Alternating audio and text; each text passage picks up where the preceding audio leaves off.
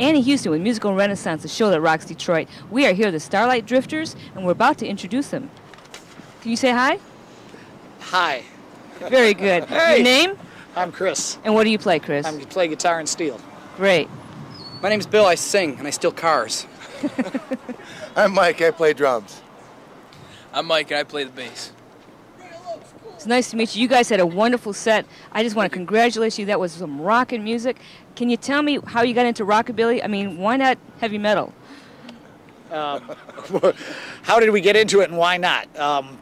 Well, part one, I found my mother's Sun records when I was barely able to crawl.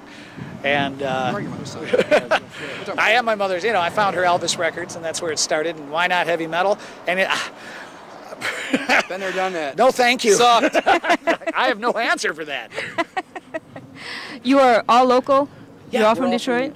Metropolitan here. And you started the group in 1997, Somewhere thereabouts? around there, yeah, about 6-7 years from now. Now, from what I understand, every time you've changed members, you got bigger. How did that happen? Well, we eat a lot more each time. It's purely the stress of Thursday. Are you eating the members? Is that what's happening? We'd like to sometimes, but They may say we did. no, we've had a lot of very talented people come and go, but I think we've got the best sound now because this is probably the tightest, most musical group that we've had yet. Most talented musical group that we've had yet. Dedicated musicians. Without a doubt. Without a doubt. I know you're playing in Nashville, you're playing in Texas. I know you've been around quite a bit. Tell us some of the other places that you've been to. From here to the West Coast, we've been to California, we've been to Oklahoma, we've been to Missouri, lots of states. Toledo? So we've been to Toledo, Seattle. Seattle. We've been to New York City. We go to Wisconsin a lot. Yeah, they like us in Wisconsin. I don't know. Yeah? We spend a lot of time in Nashville, too. Yeah? Yeah. And you've got this whole look thing, and then I'm looking out in the audience, and there's people with saddle shoes, the 50s dress, the 50s pancake makeup, and it looks really cool. The only thing I noticed that's changed is there's a lot more tattoos on the girls these days. But how did that whole trend get started? I guess the tattoo things comes from, I guess it's a younger, a lot of them are punk rock kids from a long time ago. It's like a transitional thing. They start in punk rock music, then they retire to rockabilly, and then they go on to country music later on. I don't know why that happens like that, but it's an evolution thing. It's a logical progression. Punk to hillbilly.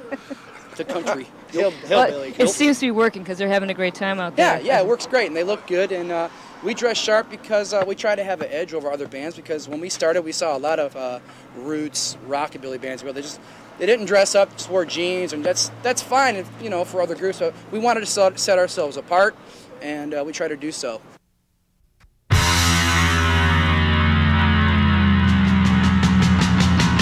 People don't think of Detroit as a place to make movies per se, but there's a lot of homegrown talent. There's a lot of things going on. Michigan is a perfect place to shoot a film, or a commercial, or an industrial, because we have the gear, we have the equipment. Why not shoot here? My advice to people who want to get into the film business is stick with that Michigan work ethic. If you haven't got that, you're dead. Detroit is full of a lot of good, talented artists, more artists than we know, and things like this is good. From what I see, the future of Detroit looks very bright. I could say that, first and foremost, the future of Detroit looks very, very bright, and I feel good to be able, to be back in Detroit during this time. Everybody knows Detroit. It's the king of cities on the map of music.